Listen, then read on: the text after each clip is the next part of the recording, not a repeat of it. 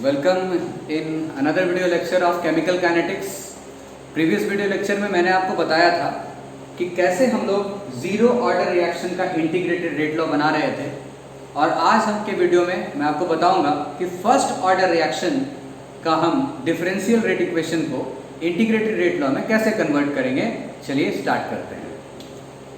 कौन सा आज हमें पढ़ना है? फर्स्ट ऑर्डर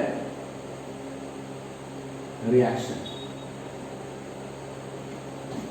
तो जैसा कि हम लोग जानते हैं, सबसे पहले सपोज रिएक्टेंट से क्या बन रहा है, प्रोडक्ट। तो जो रेट है, जो हमें लिखने का तरीका पता है, आपको याद होगा minus D R by D T. ये लिखते हैं ना हम लोग रिएक्टेंट के लिए माइनस साइन के साथ में। एंड एक और रेट लिखने का मेथड जो हमने सीखा रेट का एक्सप्रेशन में, चूंकि ये फर्स्ट ऑर्डर का है इसलिए इस बार रिएक्टेंट के पावर पे क्या रहने वाला है, 1। ये दोनों ही रेट है, ये दोनों ही रेट है ना, तो ये भी रेट है, ये भी रेट है, तो ये दोनों इक्वल होंगे एक दूसरे के। इसको 1 बना दीजिए, इसको 2। From equation 1 and 2, equation 1 and 2 से क्या रिजल्ट आ रहा, minus D R by D T is equal to K concentration of R, है ना। अब आप देखिए, इसको सॉल्व करने के लिए मैंने आपको प्रीवियस वीडियो लेक्चर में एक फॉर्मूला बताया था कि इंटीग्रेशन ऑफ dx की वैल्यू क्या होती है, x। ठीक है, ये आपको पहले से पता है। और एक फॉर्मूला मैं आपको बता रहा हूं, integration of dx by x की वैल्यू होती है ln x। ये जो ln है यहाँ पर, ये log x है, लेकिन इसके बेस में क्या लिखा हुआ है, e। और आपको याद होगा कैलकुलेशन के लिए हमें इसे log बेस 10 में कन्वर्ट करना पड़ता है, वो भी करेंगे, लेकिन पहले हम लोग इंटीग्रेट कर लें उसके बाद। ओके, चलिए हम लोग इस तरफ आते हैं यार, कि हमने यहाँ पर ऐसा किया कि r वाले टर्म्स को हमने एक तरफ कर दिया और इस तरफ हमने वापस से क्या कर दिया, k इंटू डी टी। अब आप इंटीग्रेशन का साइन लगाओ, इंटीग्रेटिंग बोथ साइड, इधर भी इंटीग्रेशन और इधर भी इंटीग्रेशन। जैसे कि मैंने आपको बताया dx बाय x की वैल्यू क्या होती है, ln x होती है। अब हम यहाँ पे लिखेंगे minus ln concentration of r equal to kt plus c। ये c क्या है, आपको बताया पिछले दिन, इंटीग्रेटिंग कांस्टेंट, जो कि हमेशा इनडेफिनिट इंटीग्रेशन में ऐड किया जाता है आफ्टर इंटीग्रेशन। ओके, तो अब हमें इस c की वैल्यू फाइंड करनी है, क्योंकि हमें रिलेशन किसके बीच में एस्टेब्लिश करना है, k t और r के बीच में, या फिर r नॉट के बीच में, अभी वो भी आने वाला है। तो हमें इनके बीच में रिलेशन एस्टेब्लिश करना है। तो ये c हमने अपने तरफ से लगाया, जो कि इंटीग्रेटिंग कांस्टेंट है। अब हमें इसकी वैल्यू यहाँ निकाल के प्लेस करनी है। तो आपको याद होगा प्रीवियस वीडियो लेक्चर में मैंने आपको बताया था कि जो c है, जो आर्बिट्रेरी कांस्टेंट है, इंटीग्रेटिंग कांस्टेंट है, उसकी वैल्यू आप बाकी सब की वैल्यू प्लेस करके निकाल सकते हैं। इनिशियल कंडीशंस को आप यूज करके बना सकते हैं। तो चलिए यहाँ एक बार फिर मैं लिख रहा हूं, initially time equal to 0, let concentration is equal to R not. जब टाइम 0 था, जब रिएक्शन स्टार्ट हुआ था, टाइम 0 था उस समय, तो उस समय जो हमारे पास कंसंट्रेशन था रिएक्टेंट का, उसको हमने क्या मान लिया, आर नॉट। तो अब आप उस वैल्यू को यहां पर अगर प्लेस करेंगे इक्वेशन 3 में, तो क्या होगा, 3 इंप्लाइज ln r की जगह आएगा minus ln r not, r की जगह हमने r नॉट डाला। Okay, kt plus c, k into t, t की जगह 0 प्लस c। तो c की वैल्यू क्या आ गई, माइनस ln r नॉट। अब इस वैल्यू को हम कहां प्लेस कर देंगे, इक्वेशन 3 में। Putting c equal to minus ln r not in equation 3। किस में डालें वैल्यू को हम, इक्वेशन 3 में। मैं इसको यहां से हटा रहा हूं, देखिए ये हमने यहां से इसको हटा दिया। अब चलिए आगे सॉल्व करते हैं। तो जब हम c की वैल्यू को यहां पे डालेंगे, it becomes minus ln r is equal to kt, k into t, और c की वैल्यू हमने यहां पे डाल दी ln r नॉट। अब आप देखिए, इस माइनस ln r नॉट को यहां लेफ्ट साइड ला सकते हैं ना, तो हम यहां पर लेके आएंगे, प्लस में आएगा ln r not minus ln r is equal to kt। अब मैं आपको एक और फॉर्मूला बताना चाहता हूं कि log m minus log n is equal to क्या होता है log m बाई n।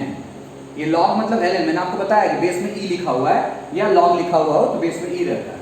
तो log m minus log n, ये फॉर्मूला होल्ड हो जाएगा, log m बाई n हो जाएगा।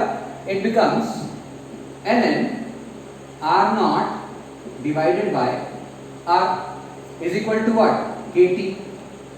अब हमें यहाँ किसकी वैल्यू फाइंड करनी है, k या t, हम किसी की वैल्यू भी निकाल सकते हैं। Then k is equal to 1 by t ln r not divided by r। लेकिन जब कैलकुलेशन का टाइम होता है तो वहां हम इसको ln में नहीं छोड़ते, log बेस 10 में कन्वर्ट करते हैं। तो अब आपको ये जानना चाहिए कि ln x की जो वैल्यू होती है वो होती है 2.303 log 10 बेस x। देखिए ln x की वैल्यू क्या होती है 2.303। तो 2.303 जो है ना, बस ये आप आगे में लगा दो तो जो ln है वो log 10 बेस में कन्वर्ट हो जाएगा। तो ठीक ऐसा ही करते हैं हम यहाँ पर, k is equal to 2.303 by t log base 10 r not by r, और ये बन गया हमारा रिक्वायर्ड फॉर्मूला। इसी को स्टैब्लिश करने के लिए हमने इतनी मेहनत की है। स्टेप वाइज आप देखेंगे, हमने यहाँ पर r क्यों लिखा, बिकॉज 1 आ रहा था पावर में, हमने सेपरेट किया r वाले टर्म को एक तरफ, इंटीग्रेशन किया dx by x, formula log x लिखा हमने। उसके बाद हमने c की वैल्यू बिल्कुल प्रीवियस वीडियो लेक्चर की तरह निकाली है कि इनिशियली जब टाइम 0 था तो उस समय कंसंट्रेशन हमने क्या मान लिया, r नॉट। जब वैल्यू हमने प्लेस किया तो c की value I minus ln r not, और जब हमने यहाँ पर c की वैल्यू प्लेस की उसको लेफ्ट साइड लेकर के आए, log m minus log n, क्या फॉर्मूला लगाया हमने, log m by n। Okay, and then हमने क्या किया कि ln को log 10 बेस में कन्वर्ट करने के लिए हमने उसके आगे क्या लगा दिया 2.303। ठीक है, आई होप कि आपको चीजें समझ में आएंगी। अब ये फॉर्मूला ना अलग अलग जगह अलग अलग तरीके से भी लिखा हुआ मिलता है, लेकिन आप बस इतना समझ लें कि यहाँ पर k क्या है, rate constant, t is time, r not is initial concentration, and r what is concentration of r, concentration of reactant after time t बोले या ऑन इंस्टेंट टाइम t बोले। तो आपको ये फॉर्मूला कहीं कहीं ऐसा लिखा होगा, एक बार आप स्क्रीनशॉट ले लीजिए, मैं आपको ये और दो तरीके से लिख के दिखा देता हूं कि और किस किस तरीके से आपको ये लिखा हुआ मिल सकता है। चलिए आप नोट कीजिए।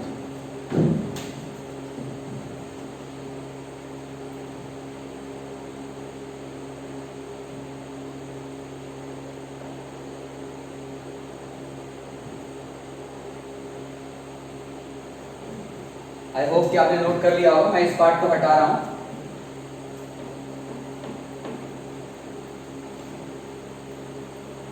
मैं बताना चाह रहा हूं कि ये फॉर्मूला और किस किस तरीके से आपको लिखा हुआ मिल सकता है, और साथ साथ आपको हाफ लाइफ भी बताना है। बस आज का टॉपिक हमारा कंप्लीट हो जाएगा और फिर हम लोग मिलेंगे न्यूमेरिकल्स के साथ अगले वीडियो लेक्चर में, जो कि बहुत ही इंपॉर्टेंट होने वाला है। लेकिन उसके लिए पहले आप फॉर्मूला को अच्छे से लर्न करें, डेरिवेशन को अच्छे से प्रैक्टिस करें, क्योंकि कभी कभी क्या आता है वो भी मैं आपको बताऊंगा, क्वेश्चन क्या आता है। चलिए पहले मैं आपको बता दूं, k की वैल्यू 2.303 बाय t log 10, और यहां पर लिख देता है इनिशियल कंसंट्रेशन बाय, क्या लिखा मिल जाएगा, फाइनल कंसंट्रेशन।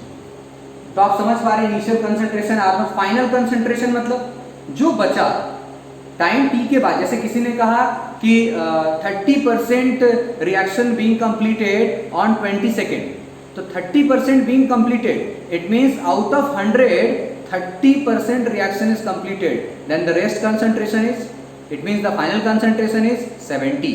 तो हम यहाँ क्या प्लेस करेंगे, फाइनल कंसंट्रेशन मतलब जो रेस्ट बचेगा आफ्टर टाइम t, तो हम 70 प्लेस करेंगे। अगर 30% रिएक्टेंट कंज्यूम हो गया तो रेस्ट कितना बच गया। अगर इनिशियल की जगह हम 100 यूज करेंगे तो फाइनल की जगह क्या यूज करेंगे, 70। अगर 60% कंज्यूम हो गया तो हम यहाँ क्या यूज करेंगे, 40। आप एक और देखिए, इस तरीके से भी लिखा हुआ आपको कहीं कहीं मिल सकता है, 2.303 t log 10 बेस ऐसा a by a minus x। अब इसमें a क्या है, दैट इज इनिशियल कंसंट्रेशन, और x क्या है, जितना परसेंट कंज्यूम हुआ है। तो अगर आप टोटल में से जितना कंज्यूम हुआ वो माइनस कर देंगे तो क्या बचेगा। अगर 100 में से मान लीजिए 30% कंज्यूम हुआ, अगर आपने 30 को माइनस कर दिया तो 70 बचा। ये तो वही आ गया ना फिर से फाइनल कंसंट्रेशन। तो फॉर्मूला इस तरीके से भी लिखा हुआ मिल सकता है। तो यहाँ पर आपको ए की जगह किसको रखना है, इनिशियल कंसंट्रेशन को, एक्स की जगह किसको रखना है, समझिए बात को, यहाँ और यहाँ पे डिफरेंस है। मतलब फाइनल कंसंट्रेशन का मतलब ए माइनस एक्स, ये आर कंसंट्रेशन क्या है, ए माइनस एक्स है। मतलब ए माइनस एक्स इनिशियल जो कंसंट्रेशन है उसमें से जितना कंज्यूम हुआ इन टाइम टी, जितना रिएक्टेंट कंप्लीट हो गया, 30% अगर कंज्यूम हो गया तो यहाँ 100 माइनस 30 करेंगे, इट मींस ओवरऑल फिर क्या लिखेंगे यहाँ पे 70। तो आप डायरेक्ट भी फाइनल कंसंट्रेशन 70 लिख सकते हैं, या अगर आप इस फॉर्मूला का यूज करते हैं तो ए की जगह किसको रखेंगे आप देखो ना यहाँ पर के कौन है, रेट कांस्टेंट है, टी कौन है, टाइम है, टी टाइम है, के रेट कांस्टेंट है, ए क्या है इनिशियल कंसंट्रेशन, एक्स क्या है कि in time T x% reactant is consume. तो वहां x की जगह उस वैल्यू को डालें जितना कंज्यूम हुआ है। ठीक है, तो बात तो एक ही है, कोई भी फॉर्मूला लिखा हो मेरे। अब चलिए टी हाफ की तरफ चलते हैं। हाफ लाइफ, हाफ लाइफ तो आपको पता है ना कैसे डिनोट करते हैं, टी हाफ से जिस टाइम पे रिएक्टेंट कंज्यूम हो जाएगा कितना, हाफ, इट मींस आर की वैल्यू क्या होगी, concentration of R becomes T is equal to T half, concentration of R is equal to what, R naught by 2। तो इन दोनों वैल्यूज को मैंने जो नीचे लिखा था उसमें वैल्यू डालेंगे। हमारा इक्वेशन क्या था, we have T is equal to 2.303 by K। क्या कर रहा हूं मैं, देखिए T को ऊपर ले गया, K को नीचे लेके आया, log 10 बेस, और यहाँ क्या था R naught था, और by में क्या था R था, यही था ना। ओके, अब मैं यहां से टी हाफ की वैल्यू निकालना, मैंने टी की जगह पे टी हाफ और आर की जगह पे क्या प्लेस करने वाला हूं, आर नॉट बाई 2। चलिए प्लेस करते हैं ना, टी की जगह जब हमने टी हाफ डाला, देन लॉग 10 बेस, ऊपर आर नॉट है और नीचे क्या आर नॉट बाई 2। तो अगर आप इसको सॉल्व करोगे तो ये बाय 2 को मैं यहां से हटा करके कहां लिख सकता हूं, यहां ऊपर लिख सकता हूं ना। ये R नॉट और R नॉट क्या हो गया, cancel, the value becomes 2.303 into log 10 base 2 by K। अब log 10 बेस 2 की वैल्यू क्या होती है, इस 2.303 इनटू 0.3010 बाय K। जब आप इसको मल्टीप्लाई करेंगे तो T हाफ की वैल्यू आएगी 0.693 डिवाइडेड बाय K। आपको क्या देखने को मिला, बहुत ही इंपॉर्टेंट रिजल्ट देखने को मिला है कि टी हाफ की जो वैल्यू आई है इस बार कहीं भी रिएक्टेंट का कंसंट्रेशन इन्वॉल्व नहीं है। इसका मतलब ये हुआ कि the half life of first order reaction is independent from the concentration of the reactant. तो कभी कभी आपको ये प्रूव करने को मिल सकता है कि प्रूव दैट या सो दिस रिजल्ट, क्या रिजल्ट प्रूव करना है, the half life of first order reaction is independent from the concentration of the reactant. तो आई होप कि आपको फर्स्ट ऑर्डर रिएक्शन का भी फॉर्मूला समझ में आ गया होगा। पिछले वीडियो लेक्चर में आपको मैंने जीरो ऑर्डर का बताया था, आज मैंने आपको फर्स्ट ऑर्डर का बताया। अब अगले क्लासेस में हम लोग इन्हीं टॉपिक्स पे न्यूमेरिकल करने वाले हैं। हमारा केमिकल काइनेटिक्स ऑलमोस्ट कंप्लीट होने वाला है। आप ध्यान से इन चीज़ों को समझते रहें और फॉर्मूला को बहुत बार लिख के प्रैक्टिस करें। और आई होप कि आप ये बात भी समझ गए होंगे कि हमने यहाँ पे R नॉट बाय R लिखा था ना, वहाँ पर R क्या है, फाइनल कंसंट्रेशन। ठीक है, तो बहुत टाइम R लिखा रहेगा या R के टेल में T लिखा रहेगा, कंफ्यूज बिल्कुल नहीं होना। मैंने आपको तीनों फॉर्मूला समझा दिया जो लिखा हुआ मिल सकता है। A by A minus X में x क्या है, A क्या है, A is initial concentration and X वो परसेंटेज है, वो वैल्यू है जो कंज्यूम हो चुका है टाइम T कंप्लीट होने पर। समझ पा रहे हैं आप बात को?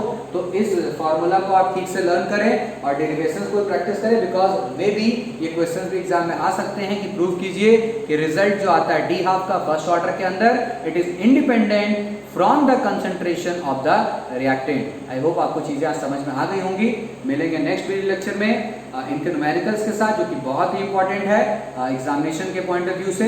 ओके, तब तक आप पढ़िए। Thank you.